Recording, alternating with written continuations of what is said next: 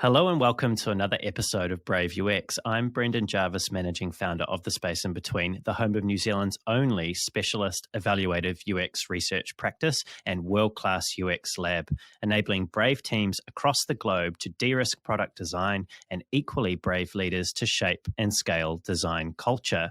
Here on Brave UX, though, it's my job to help you to put the pieces of the product puzzle together. I do that by unpacking the stories, learnings, and expert advice of world-class UX, design, and product management professionals. My guest today is Uday Gajendar. Uday is a UX architect at Automation Anywhere, a San Jose, California-based company that develops world-leading robotic process automation software. At Automation Anywhere, Uday is responsible for creating a cohesive user experience across the whole product family and working with leaders of other disciplines to shape a progressive design culture. Across his 20-year career, Uday has wrestled with design challenges in enterprise, startup, and agency contexts, including for well-known companies such as Adobe, Frog Design, Facebook, Netflix, LinkedIn, PayPal, and Cisco. An active contributor to the global design community, Uday is currently the Enterprise UX Community Co-Curator and previous conference curator, and an advisor and instructor at Women's Startup Lab. He's also been a regular speaker at popular conferences and events such as South by Southwest, UX Australia, and the IxDA's Interaction Conference. On top of all this, Uday has taught interaction design at San Jose State and served as a Stanford d.school executive coach. He's also been a guest lecturer at Carnegie Mellon, Notre Dame, and California College of the Arts. A seasoned design practitioner, design leader, and deep design thinker, be prepared to be challenged as we explore design leadership and the future of product design. Uday, welcome to the show. Thank you, Brendan. It's great to be here. It's great to have you here. And I noticed when I was researching for the conversation today, Uday, that you consider yourself an artist at heart. And I got the sense from looking through your website that you're never far from your sketch pad. Where does your love for sketching come from? Oh, that goes all the way back. I think when I was a child, I always enjoyed just drawing and sketching, particularly toys. I collected Transformers and G.I. Joes. And I loved just, positioning them and then just try drawing them, literally just trying to emulate their poses and so forth. And that's where it all kind of got started. And then it kind of evolved into comic book drawing. Once I discovered comic books, Uncanny X-Men, and I realized, oh, wow, you can actually get paid to do this. And it kind of became a little bit of a dream of mine, still a dream. One day I'll become a comic book artist. Who knows? Have you still got your collection of G.I. Joes and Transformers? I recently came upon them, rediscovered them when I was helping my parents kind of clean out our storage closet. And lo and behold, we found the boxes with some Transformers. Wasn't all of them. I'm not sure what happened to all of them. And some of the G.I. Joes. And I actually did kind of set them up and pose them around. Took some photos, posted on Facebook. That was a fun little nostalgic moment. Yeah, very cool, very cool. Were you tempted at all to have a look on eBay and see how much any of them may have been worth now? I was tempted to, but I didn't actually quite do that. Instead, because part of that clean out, we discovered or rediscovered my old collection of comic books. And it was a big box, and I had to find out how much those were worth. Sadly, not too much. I was hoping for a little bit more value, but it was nice to see to have them rediscovered. Yeah, especially considering they were quite important in terms of how you got started in the creative arts. And I understand that when you left high school, you went to study at the University of Texas at Austin. And I couldn't help but right. Yeah, I couldn't help but notice that you studied, I believe it was engineering and fine arts, but you didn't complete. And I was curious, what's the story with your first foray into university education there? Sure. Yeah, it's a fun story. So when I left high school and, I'm looking at, different colleges, trying to figure out what I want to do next and so forth, I really wasn't sure. And at the time, kind of the good thing to do if you're a good Indian American is to go into a field around computer science, engineering, and so forth. And so I did receive a scholarship got a scholarship from UT Austin, specifically through the College of Engineering. And I was looking at the majors and I saw civil engineering and it caught my eye, if only because I thought, wow, this could be really fascinating to explore what it means to build massive things like, I guess, bridges and airports and highways and all kinds of things like that. And so I thought, okay, that could be kind of interesting. It was technically within, I believe, the architectural engineering program or college at that time. And so I thought, okay, architecture, engineering, building, some interesting confluence of activities there. And I guess the sketching and drawing can somehow play a part in that too, as well as my penchant for mathematics and engineering. But I quickly realized that civil engineering just wasn't right for me. There was an introductory class I had to take, intro to civil engineering, and I'll never forget basically it was concrete that hit me hard, quite metaphorically and literally, because you got to understand the materials of concrete and wood and steel and so forth. And I remember reading the book and trying to process this and understand it, and it just wasn't connecting with me. I had a really hard time just developing, I guess, the gestalt of what that means. And I barely got like a C, I think, on the final exam, something like that. I struggled really hard, really mightily with that subject. And we had some projects. I really had a tough time with that. And so around that time, a friend of mine, a very good friend of mine, we grew up together. He had actually gone out to Stanford and he was majoring in, I think, biology or something like that. But he had mentioned there was a product design program at Stanford, which is a blend of art and engineering. At least that's how it was framed at that time. And that piqued my interest. I'm like, oh, that's kind of interesting. I wonder if I could look into that. And so I actually came across the Rhode Island School of Design summer program in industrial design or product design. So I'm thinking, oh, maybe I should try this out. It's like a 9-week summer course and see where it takes me. At least do the exploration and try it out. I was also eager and excited to try a different part of the country. I've never been to the Northeast, the United States before. So I had to convince my parents to shell out, I think it was like $4,000 or something like that, plus travel, room and board, and all these things. A little bit of a hard sell. The question that comes back, especially from, kind of first generation immigrant parents is, so what kind of job are you going to get? Are you going to be successful? Are you going to be able to take care of yourself and so forth? And I was able to find some data around that at the time, labor statistics kind of stuff around industrial design and people who hire them. And so I think reluctantly allowed me to go there. And so I did the program for that summer. I fell in love with design. I knew that's what I wanted to do. It was the perfect blend of, yes, kind of the mechanical engineering side, as well as the artistic side of sketching and creativity and manifesting something that you can put in people's hands and bringing all those pieces together from psychology and art and engineering and so forth. So I just had to pursue this further. So I went back to UT Austin for my sophomore year, changed my major, knowing that at that time, I think it's different now, but at that time, UT did not have a design program per se in product or industrial design. So I knew I had to transfer to another college or university to pursue a degree. So I'm already thinking strategically, how do I make that happen? Okay, first step, change my major to fine art. Not exactly the proudest moment probably for my parents. I don't know. Well, let's go into that actually, because you mentioned that earlier, Yeah. that there was this expectation that being, I think you used the term being a good Indian American, that you would go and pursue a career like you had set off when you first studied at UT Austin. What are those sort of pressures like to live with, and where do they come from, and why are they so strong?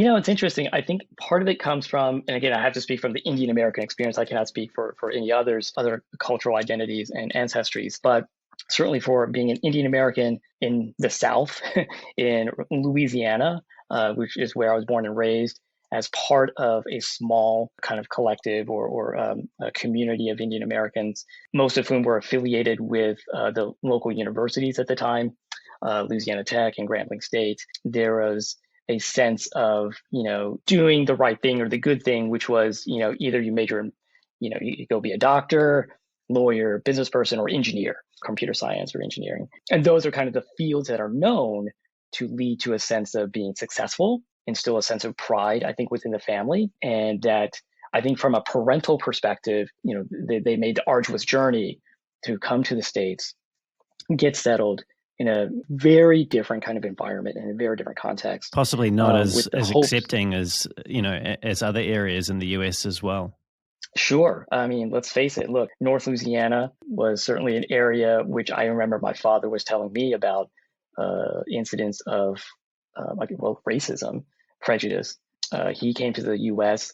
in 1969, 70, I want to say. And yeah, he told me how he went to I think it was like a restaurant or diner. He had to sit in a different part or use a different bathroom, that kind of thing.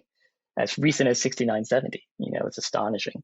And so I think that's part of the thinking, the philosophy and mindset to, okay, we'll settle here. There's a good job. There's a tenured professor and so forth. Many of them were, but we want to make sure we're doing this so that our children can go off and become more successful and go someplace else and can get really established and settled and develop their families and so forth. So incredibly high expectations, right? Like you're living with the sort of weight of like, we've made this whole move from our home country to give you this life in America and you shall make good on it. Yeah, exactly. So I think there was quite a bit of externalized pressure and discipline to do that. I know that for pretty much all of us, again, the Indian American kids who are in that community in North Central Louisiana, we powered through, elementary school and junior high and high school, taking all the kind of top level classes, the A level classes and advanced placement and so forth, trying to get the scholarships and move on to other places, other colleges and so forth. I took a slightly different path, to go to UT, not quite finish engineering, now switch to fine arts because I want to pursue something called design. It was kind of high risk, kind of high intensity, high tension, but being able to transition to a good school, University of Michigan in Ann Arbor, that I think reignited the sense of pride in my parents. Okay, I'm going to a good place, pursuing a program that actually is or can be successful in terms of your own career. And you went on to move on from University of Michigan to get a Master's of Interaction Design from Carnegie Mellon University, That's which right. I also understand is a very highly regarded university in the US. How have your parents reacted to your career decision as it's played out? Have they come around? Oh, yes, absolutely. Oh, good. Yes. Oh, for sure. If only because when I went to Carnegie Mellon, again, that's another kind of, it's a nice big check mark again for kind of Indian pride and so forth. Going to a very good school that's highly reputable, well established, known for very strong credentials, again, in all the main areas, engineering, business, and so forth. So that was very good. But then also when I was wrapping up my second year, so it was a 2-year master's program in the middle, kind of that summer between the 2 years, I was able to get an internship at Oracle in California. And so Oracle, Silicon Valley, high tech, another big check mark of pride and opportunity and so forth. And so I think that's when my parents realized, oh, okay, this is good. This is working itself out. Oracle actually funded my thesis project. I was one of 2 recipients of effectively kind of like what do you call it? Well, I'll say scholarship. That's not quite the right word. They gave like 10 grand to two people based on the thesis proposal and so forth. And then I landed a full-time job at Oracle upon graduation. And so, yes, my parents were very happy and excited and glad that everything worked itself out. And are you happy? Am I happy right now or at that time? Yeah, with how things have worked out. Oh, yeah, quite a bit. I mean, it's not what I originally imagined, for sure. I can say quite honestly, at the time, so this was going back to 99, 2000. So 2001, I officially graduated. So this was after kind of the big hoopla around the dot-coms and startups and so forth. Also various UX agencies. This was a time of Science and Viant and Sapient, and they all rhymed and so forth. Razorfish. There was an expectation to go to one of those companies. For me and a few of us in the program, we were thinking aspirationally like IDEO, Sony, Philips. They were kind of the leaders of hardware, software integration, and maybe pursuing something that's in the realm of networking technology, Internet of Things. Of course, we didn't call it that back then, right? So in a sense, I may have been disappointed that I did not end up in those places per se. Yet at the same time, I have to acknowledge that I took a road less traveled. And despite the twists and turns along the way, things have worked out quite favorably. And I'm still quite almost astonished that I've been doing this for so long at a variety of companies I never would have dreamed or imagined even existed, and I would be working there. Yeah, and it's been 20 years. If we fast forward to present day, I mean, you started work, I think, at Oracle in 2001, as you just mentioned. And Right. recently you've just shared your top 20 insights from this 2 decades in the field that you've now had. And it was quite clear when I was researching and also listening to you then that you definitely Sure. have walked to the beat of your own drum, as the saying goes.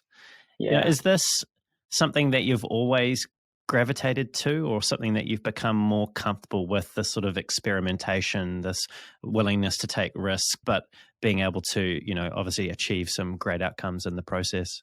Yeah, for sure. And I think this kind of connects back to the opening statement around an artist at heart. And I think the central premise of that is being willing to try new things, take a creative approach. Yeah, being a little bit, daring, but it's, iconoclastic, whatever. But doing so with an intent of let's explore, let's see where it takes us. How does this kind of benefit and improve me? And where does this take us in terms of the overall industry and profession? I think one thing I've become very comfortable in terms of being in my own shoes about is the contributions I am making for the profession and the industry at large, and making sure I sustain and continue that kind of feedback loop through the writings, the presentations, and so forth. Yeah, and I get the sense that you're a bit of a provocateur when it comes to that conversation that you want to have with the profession and the field, and more broadly, the whole sort of product ecosystem and the people that are making product. And it's something that struck me when I was reading through your 20 insights was that none of them seemed to relate specifically to the craft aspect of design. They all were about relationships with others, which is what I gather is what has enabled you to have the impact that you've had. The one that stood out the most to me, though, was number 8, which was designing is a political act. How is designing a political act? Yeah, so there's some context to that. A little bit of a backstory. Way back at Carnegie Mellon, I studied under Professor Richard Buchanan, Dick Buchanan. He was the head of the design program at that time. He is now, I believe, at Case Western Reserve, leading a new kind of design management program. And so, we all had to take his introductory seminar, grad seminar. And he made the point that, design is a political activity. And we're all like, what are you talking about? Like, what do you mean? And what he meant by, and what I mean by it, is that when you are designing, and if you talk about design from the perspective of Herb Simon, which is that designing is the turning existing situations into preferred situations. To do so, you are in effect, yes, you're creating change whereby certain stakeholders, participants may not feel invested in that change, and they feel invested in the current conditions and situation. They want to preserve and persist that. And in that sense, it becomes the politics of the different agendas and motivations. And how do you make sure that what you're striving towards can still maximize the benefit and gain for everybody? Dick Buchanan, he also mentioned to me way back in an email, I was having some correspondence with him when I just left CMU and joined Oracle. And this was my first full-time job. I'm looking around like, wow, this is really fascinating, like all the stakeholders and arguments and discussions going on. And he said something to me in an email about the subtle maneuvering of ideas and how you maneuver those ideas through an organization and through different people and relationships. And that, in effect, is politics. And that always stuck with me. And it connects back to what does it mean to, for design to be a political activity in that regard. And politics isn't a game that one can play with oneself. It obviously involves, as you mentioned, other actors, other stakeholders, people in different departments, even people within your own department sometimes can get in the way or enable change depending on how effective you've been at managing those relationships. What are Right. some of the ways that you have found effective in, I suppose, first identifying allies or potential allies, and then developing those relationships to enable that agenda to take hold? Yeah, for sure. Let me start by going back to share a brief anecdote. Again, going back to Oracle, just a few weeks after I first started, one of the managers, who was kind of like a mentor for me, just kind of called me into his office just to check in and see how I'm doing and so forth. And, he asked me, so how are things going? I'm like, yeah, everything's fine. I'm kind of cruising along with my projects, and, I think I'm doing the right things, producing some wireframes and flow diagrams and stuff like that, kind of your standard kind of artifacts. And then he asked me, so what do you want? Like, I'm not sure what you're talking about. Like, I wasn't quite sure how to respond to that question. So it was just so generic. And I just said, I don't know, I guess I want good design to happen, something really nice and cool to ship. And he said, no, what you want is influence. I'm like, the I word, influence. And it brought home to me the artifacts I'm making. I'm like really like, just laboring over these artifacts, right? Spending hundreds of hours or whatever it is. They mean nothing unless they serve some kind of, well, influential, maneuvering that you're trying to accomplish. You got to build a relationship with somebody, and you got to help influence somebody's point of view and get them around to seeing what are the real problem or challenges. And so I did a couple of things. So one, I printed out this massive diagram, this kind of this information architecture analysis thing, pinpointed all these problem areas. It was 7 feet long. I printed it out and took it up to this executive review. The expectation of that review was to look at some screens, not a whole IA architecture, kind of diagram, but only to look at some screens. So I presented the screens, but then I also said, hey, look, there are big problems with the overall product kind of architecture. And it just made this massive impression upon that executive at the time, and kind of helped reframe the project goal and timeline. I thought, oh, wow. So through the power of the artifact, I can actually help influence and shift opinions and get certain things happening a certain way. There's another thing, which I only developed later. So that's through the power of the artifact. If you don't have the artifact and you're trying to get someone aligned before the project even starts, how do you do that, right? And I realized it's quite simple. Literally just talk to that person, like one-on-one, go out for a beer or coffee or whatever it is, usually outside the confines of the office. I find that the office itself can be constraining. And well, I know in pandemic times, it's a little bit different with Zoom and so forth, but basically have that one-on-one conversation, and you tee up that conversation by asking the question, what do you need from me to be successful? How can I help you become successful? Great question. Right? Yeah. That catches folks off guard, I got to say. I don't know if it's because they've never been asked that question before, which is quite telling in itself, or just haven't heard that question from a designer, right? Usually there's that kind of, I think it's still there 20 years later, that expectation that the designer makes the mock-ups based upon the requirements from somebody else, right? Versus a strategic partnership of how can we continuously discover and understand this problem space and figure out what the right solutions are. So that was a very long-winded answer, but it was a great answer. I mean, it's two great stories there, and there's a lot of value in just the applying those insights from those stories back to people's careers. And it sounds almost too easy to be true, that just by spending some time with people, taking a genuine interest in what they're trying to achieve, can actually help unlock doors for you professionally, and also do what the organization needs to do in a better way. We're not just there to build our own fiefdoms. We're actually there to help everybody achieve.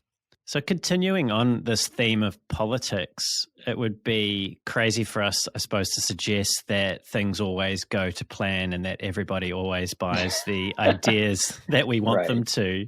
You've noted that everybody wants to slay your ideas, and I think you did contextualize that in the sense that they're not always doing it out of malice, but it doesn't sound like very much fun. Why do people want to kill your ideas? Yeah, ideas are fragile. This is something Johnny Ive himself had spoken about in one of his, those videos for like the iPhone, reveals and so forth. But it's really true. Ideas are fragile. They have to be nurtured and protected. There is, I think, I don't want to say fear as a strong word, maybe a little bit anxiety, nervousness when ideas are, shown in front of people, and, concern that this could impact something somebody else is invested in, or they've already made some decisions that went a different way, and they're like, oh, great, now we got to revisit this again. So that's, I think, what may be the issue. I think there's also, and this is more from an ego perspective, to kind of get your digs in, get your kicks in, or whatever it is, when you see an idea, and then you kind of, that feeling like, okay, we're going to throw some slings and arrows at it, bulletproof it, and see how smart I am. Haha. If their supervisor or boss is in that meeting, well, there you go, right? Because they're trying to show off and stuff like that. I think there are lots of little things that are happening, that are going on. But the key thing here is how to preserve and nurture and develop the ideas to a point where it now becomes suitable to, okay, now we're going to bulletproof it or test it or whatever to the right level, to the right degree. So. Yeah, and how much of that bulletproofing of the idea actually takes place before the presentation? And I mean by that, like how much of it has to do with what we were talking about just before, about using influence to get alignment on the objective, and also to give people some idea of what it is that they might be seeing before you sort of turn up there and you go, ta-da, here it is. Yeah. Well, the key thing is, first of all, that we bring stakeholders in through the whole process, and they witness the messy ideas being born, so that there is no ta-da at the end. It's actually, oh, this is how it's evolved and nurtured and developed along the way. And yeah, maybe we took a few pivots or shifts, maybe a U-turn here and there, but making sure they were part of that process, or at least had visibility into it and some understanding of the rationale. I also learned many years ago, when stakeholders are giving feedback and so forth, there is sometimes a conflation of understanding the idea versus agreeing with the idea. And so I first want to make sure, everyone in the room, do we understand the idea? Do we understand the premise of it, the purpose of what we're trying to accomplish? Okay, next, do we agree with it? Oh, we disagree. Okay, now let's talk about the disagreement. And so I often try to make sure we have, in a sense, two parallel conversations around that, or just kind of set it up so that they are separated.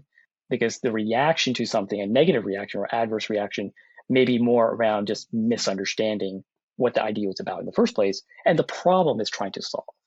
Yeah. I think it's important that you have separated those two layers. I can see how that could be hugely valuable. I mean, if you're disagreeing about the fundamental concept, it's a completely different discussion about, aside from disagreeing about the execution of what a solution might be. Exactly. I get it. I mean, within software development cycles, it's very easy and almost feels natural to jump to the execution, because we've got urgent timelines. Sorry, urgent. I'm doing the air quote signal around urgent. And so, yeah, everything, or a lot of things, start to become qualified through that lens of executional, timeframes and so forth. And I want to come to execution, and in particular, I want to come with to Agile and its relationship with design. But before we do that, I want to touch on something that you just said before, which was that the stakeholders had been involved in the process, and they'd seen that we've made a few pivots. They've seen the mess on the cutting room floor, so to speak. So they know that we've considered multiple potentials for our solution, or whatever it is, our idea that we're presenting, and it's not the first thing that we thought of. Design's often a challenging area for people to work in ego-wise, because it is a creative act within a business context. So unlike fine arts, where you can sort of work with carte blanche, albeit you might be a little hungry from time to time, in design, we've got to deal with other people, as we've been speaking about. How do you know, from your own experience as a designer, how do you know whether you're holding on to an idea too tightly? Yeah, that's a great question. Honestly, I think that's something I still kind of wrestle with, and that's that artistic, spirit or vibe within me. I think it comes back to, what are you feeling into your emotional kind of vibe, or the signals, and being cognizant of them, as you're receiving feedback from others, and if, you're starting to realize, hey, maybe I'm getting a little too personally wrapped up in this thing. Yeah, I'm being a little overly it's getting hot in defensive. here. Yeah, right, exactly. That bead of sweat starts to trickle down. Like, yeah, I'm really getting kind of anxious or excited about something. It's interesting. I think, there are times when you want to hold on to something. I don't know if it's because of a personal sense of the preciousness of the idea, or is it because you believe it hasn't been brought to fruition yet? Which connects back to the whole thing about the fragility of ideas. You want to kind of hold it and nurture it and cultivate it. And then at a certain point, okay, now we can kind of rip it apart and break it down and so forth. And it's just trying to figure out what's that right time, which can be a tricky balance. Part of it is just practical, right? Okay, we've got a timeline, we got to hit this deadline and so forth. We've got certain constraints. Your boss or whoever is, kind of demanding maybe a certain direction or a certain kind of output by a certain time. And that kind of drives things in such a way that, okay, I'm just going to have to let this go, or we got to make a pivot here. Well, I'm not going to let that go. So let's talk about timelines and pressure. And I think I touched on it before, Agile and its relationship with design. It's often, I get the sense, not a healthy relationship. There's a focus on extreme delivery that Agile has brought to the way in which we produce products, and that has impacted how we design products.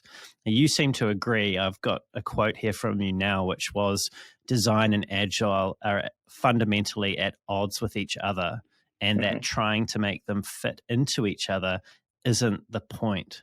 So my question is, if that isn't the point, what is the point? How can they coexist to the benefit of all concerned? Yeah. And I still stand by that. I mean, look, I think the point is really more about how do we create the conditions where the design, the good design that we're striving to accomplish and deliver and put in the hands of people, how can we create the conditions for that to happen and break away from the labels of, is it Agile, is it Scrum, is it Waterfall, are you doing Lean, et cetera, et cetera. What are those conditions? Because maybe the conditions are, we have to create maybe a multidisciplinary pod. We have to create a skunkworks unit. Maybe we have to create something else.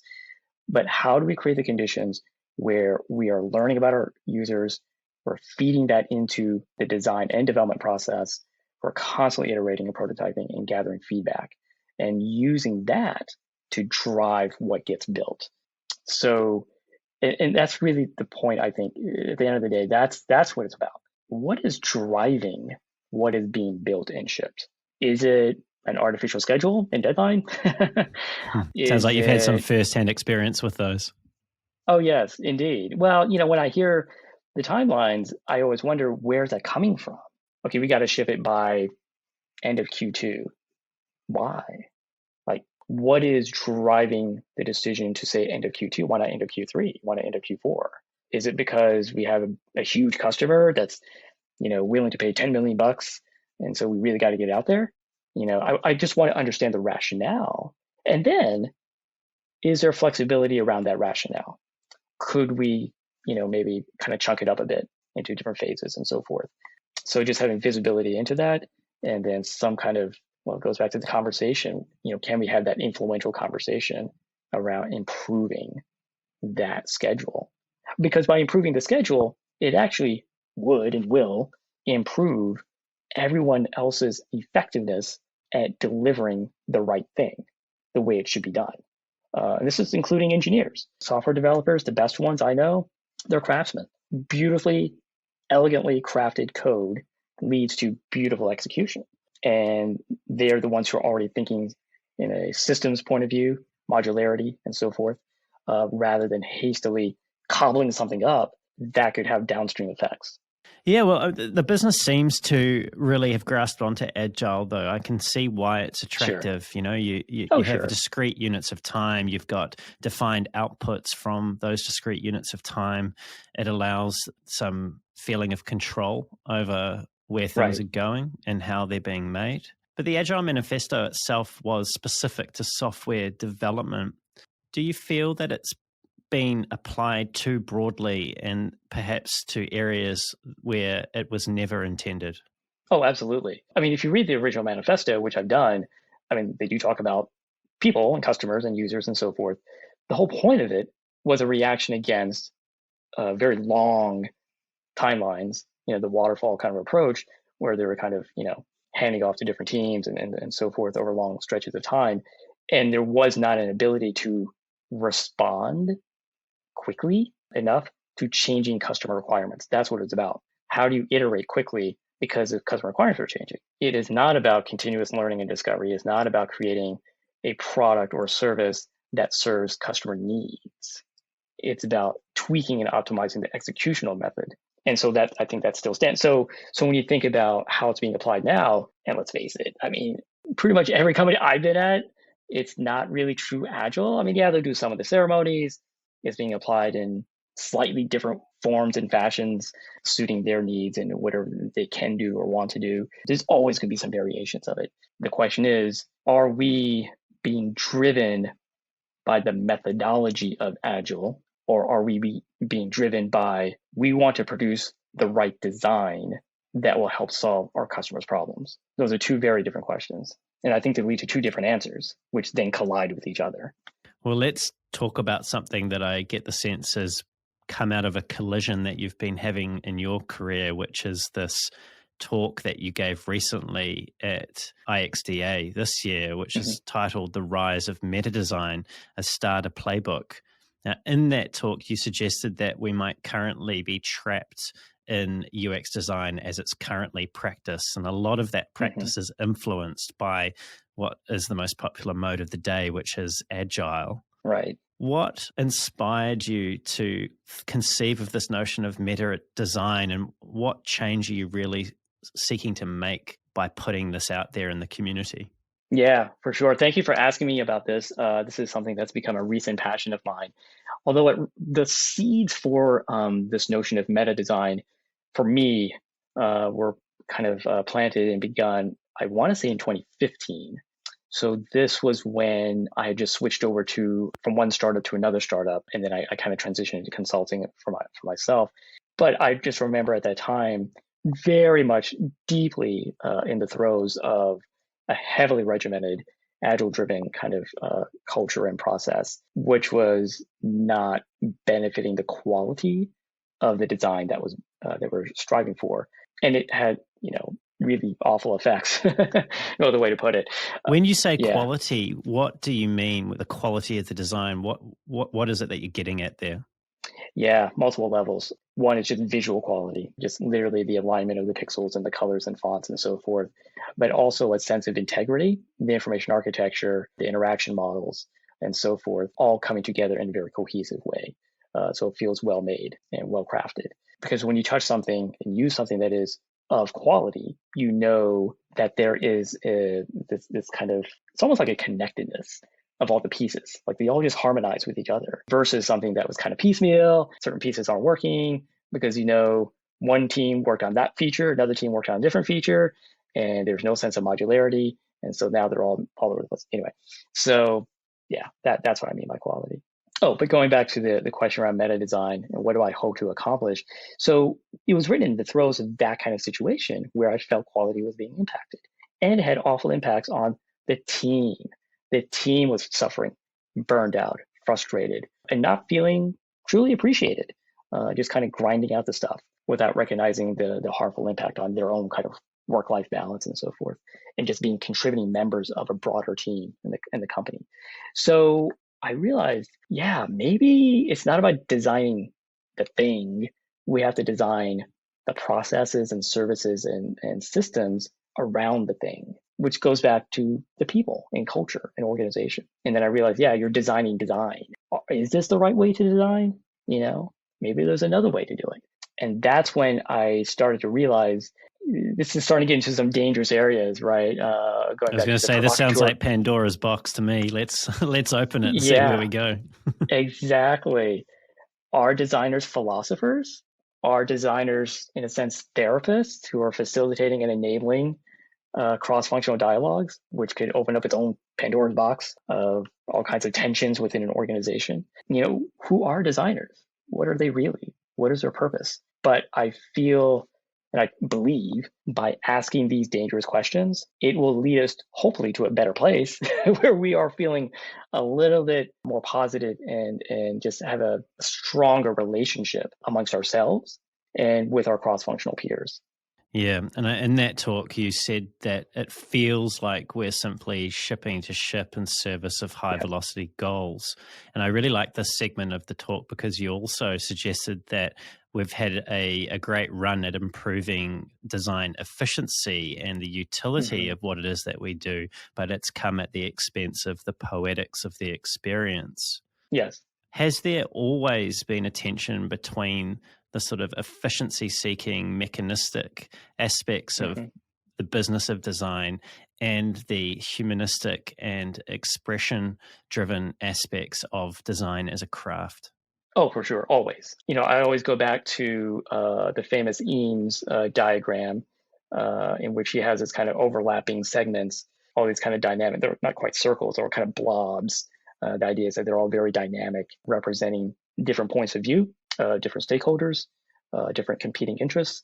Again, going back to the political activity aspect of design, but also recognizing, yes, there's going to be this kind of balancing act between the mechanistic and the humanistic.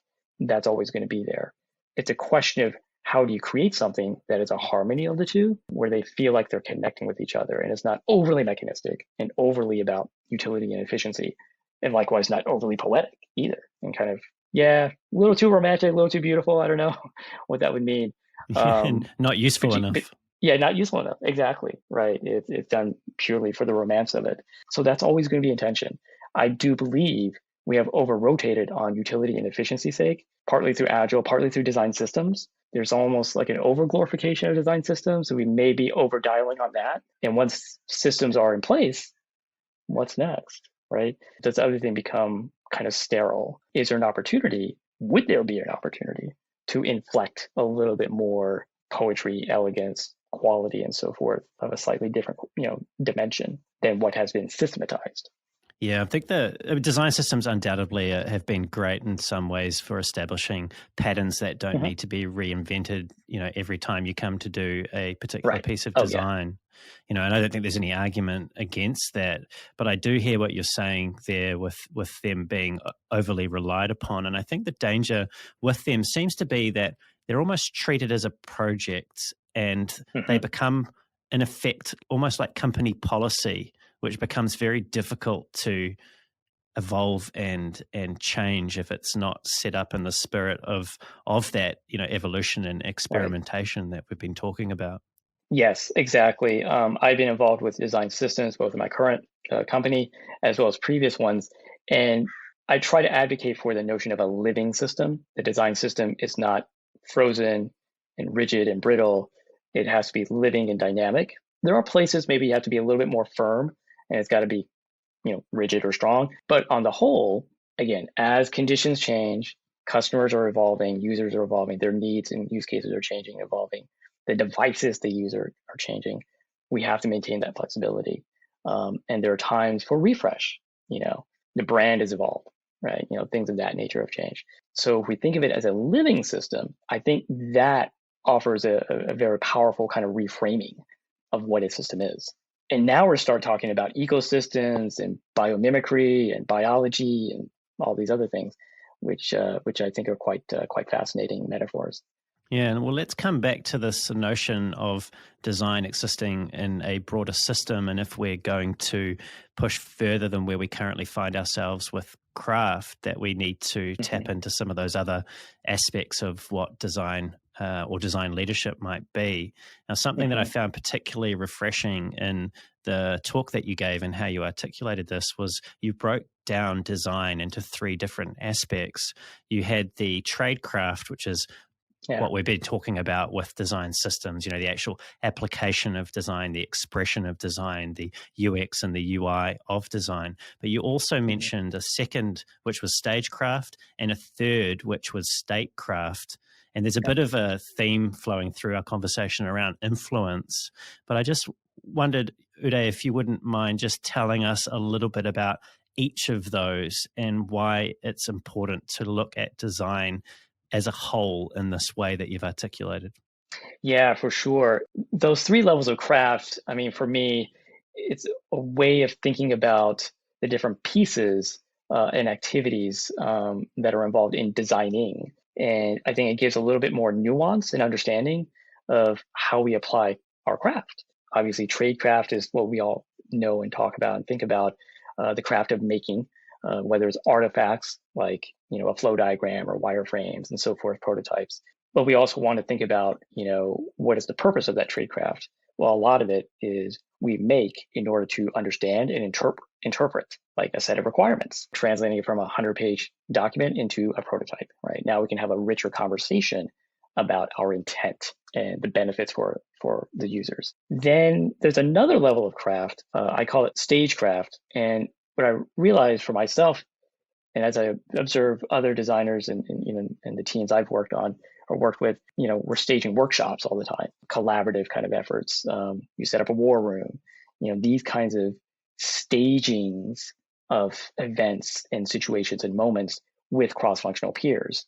And yeah, you'll get something out of it, but that may not be the purpose. Maybe the purpose is around the conversation. We need to get these 5 stakeholders talking to each other because they never talk to each other, or the right hand, left hand kind of a problem. So in a sense, we are setting that up. It is performative, admittedly, but there is theater. There is a theatrical quality to it. And as long as it enables dialogues to happen, that's a good thing. And then it's also leadership as well, isn't it? I mean, it's something that we're doing in the act of trying to change and alter the status quo. As part of our political activity, we're actually, as you said, setting the stage for change to happen. Yes, exactly. And that's why you have multiple levels of craft in order to exude or demonstrate that leadership capacity, which then takes us to the third level of craft, statecraft. And this is around, yes, the politics, influence management, relationship building, all that kind of stuff. And, going back to what I've said previously, it is through the relationships that the designs can happen. And hopefully the output and quality can be achieved through that, relationship building, partnership building, especially with an eye towards a strategic connection between yourself, your team, and those cross-functional peers. You spoke about them as levels, and I couldn't help but think also as we were talking about some of the softer skills that may be required to achieve, in particular, statecraft at the level that is useful for furthering design, that there may be some correlation between the levels of design craft and the seniority of the design practitioner or leader.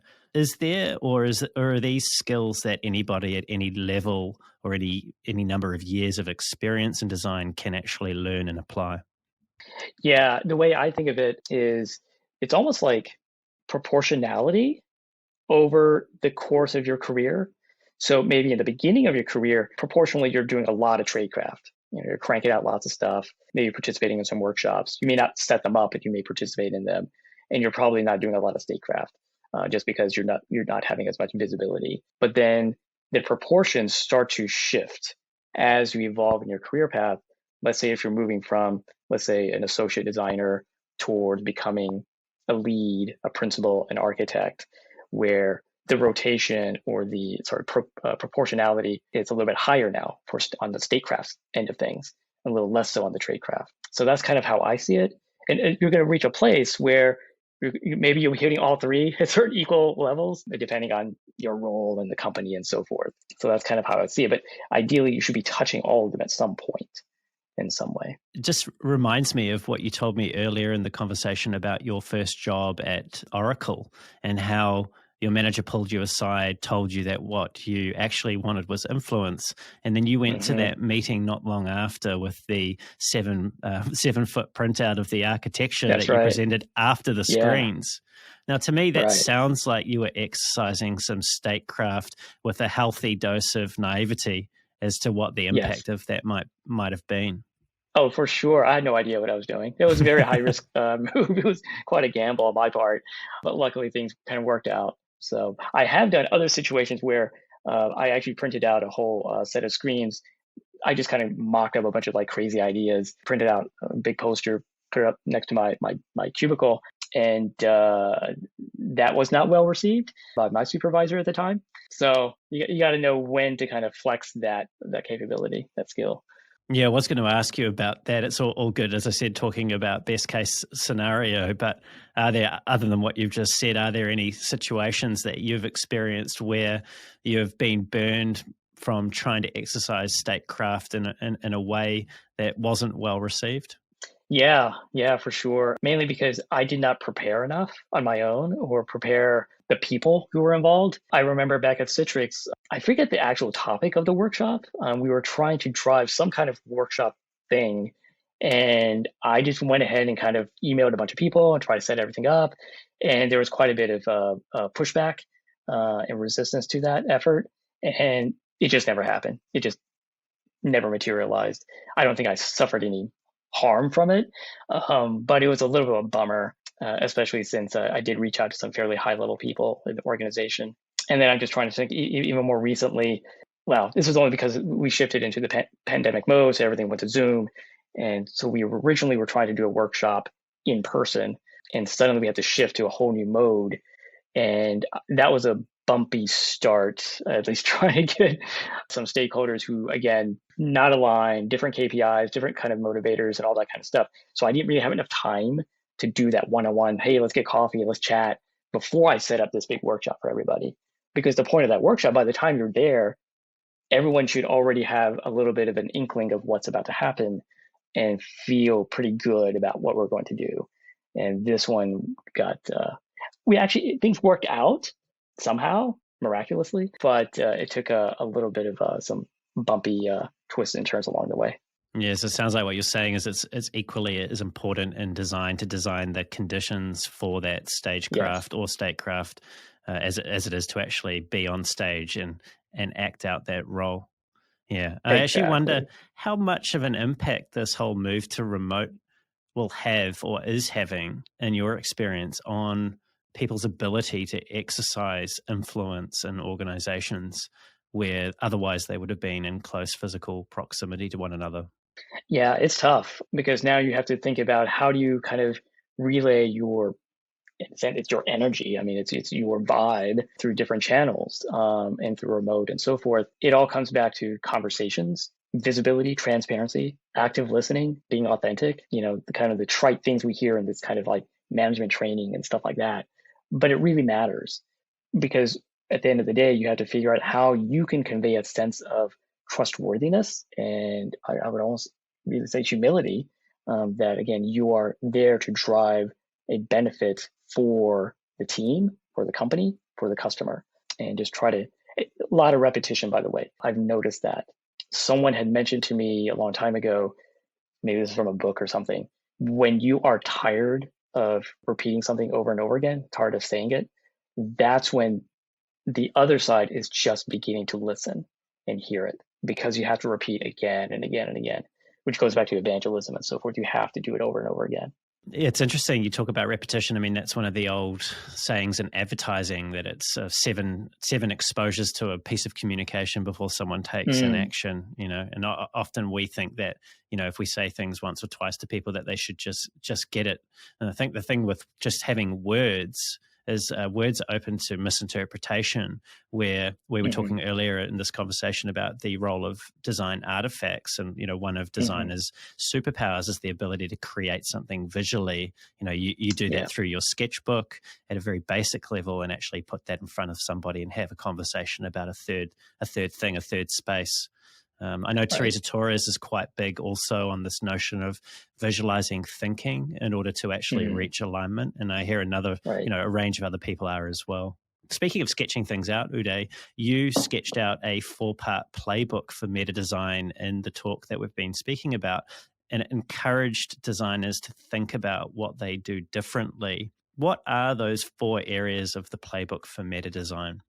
Yeah. So those areas, and they do have this kind of intersection amongst them, right? I mean, it comes back to a few basic things. So with kind of strategic, a way of thinking, kind of strategic foresight, you want to look ahead to the interconnection of processes, opportunities, activities, and how they all relate to each other, and keeping that in your mind. It is very much systems thinking in a sense. At the same time, you want to be provocative and bold and kind of risky with your ideas, really kind of push the envelope, help folks get comfortable with being uncomfortable and kind of get out of those comfort zones. Let's go into that one. How do you yourself get comfortable with getting other people uncomfortable? Because I know, there are a lot of people, probably the vast majority of us are not friends with conflict. We would do almost anything to avoid conflict, or at least the risk or perceived risk of conflict. Like how have you become more comfortable being the sort of design activist? Sure. That's a great question. I don't like conflict either, but I do like, I guess, debating, challenging, provoking around the ideas and the possibilities, the potential. And, when I hear no, I want to understand, so what's really going on here, right? What's the risk, right? What's the trade-off? What's the fear, the anxiety? And let's kind of navigate around that. And then basically close with like, let's just try it out. Let's see what happens. What's the worst thing that could happen, right? Yeah. And often it turns out the worst thing really isn't that bad or likely to happen. So yeah, why don't we take a few days and explore this idea and see what comes of it? And so just continuing on to the other pieces of that playbook. So reflection in action. This is really important, I think, for designers to really kind of, and this is going back to Donald Schoen and reflective practitioner, as you're creating, making workshops, having relationships and so forth, or setting them up. What's the impact here upon yourself, upon the team, the company, and so forth? What are the consequences of those actions? And, will this lead to career growth for yourself? Will it lead to habits of excellence for others? And so forth, that kind of reflecting. And then the last one, give it that fancy phrase, intellectual humanism. I mean, this is kind of my way of getting into the whole, is a designer a philosopher, and asking those kind of dangerous questions, getting away from the tech talk jargon kind of stuff, but really kind of getting at a deeper, more nuanced level of understanding. Why are we doing this? What is its purpose? Who is benefiting? And can we kind of approach things with a sense of genuine, really human curiosity? And I think when you do that, it reshifts how we approach the work that we do. Well, let's pick up and close on that notion of intellectual humanism. I get the sense that you feel that that's something that has been lacking from design lately. If you could get a message out to all of the designers on the planet, what would you want them to know and do? That's a good one.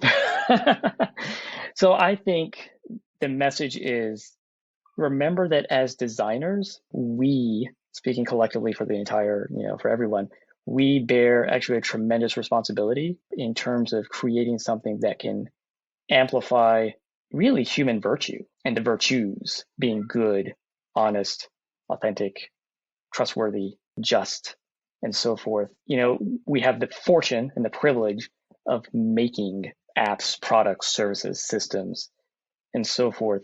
We want to make sure that whatever we are making is imbued with a real sense of human character and dignity, more so in certain areas, medical, for example, healthcare, financial services. But, this is true for everywhere, because at the end of the day, people are using what we make.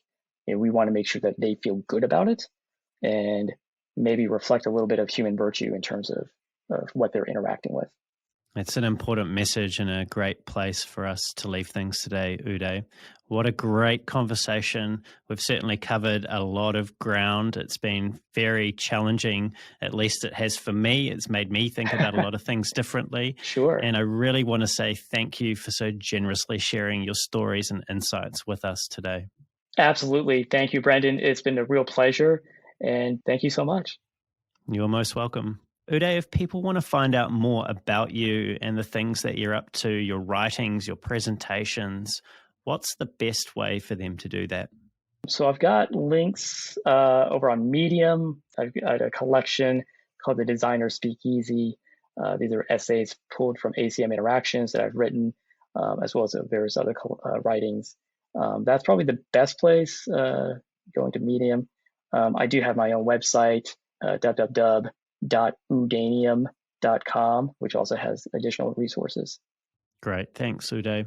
And to everyone that's tuned in, it's been great having you here too. Everything we've covered will be in the show notes on YouTube, including where you can find Uday and also the resources that he's just mentioned. If you've enjoyed the show and you want to hear more great conversations like this with world-class leaders in UX, design, and product management, don't forget to leave us a review and subscribe to the podcast. And until next time, keep being brave.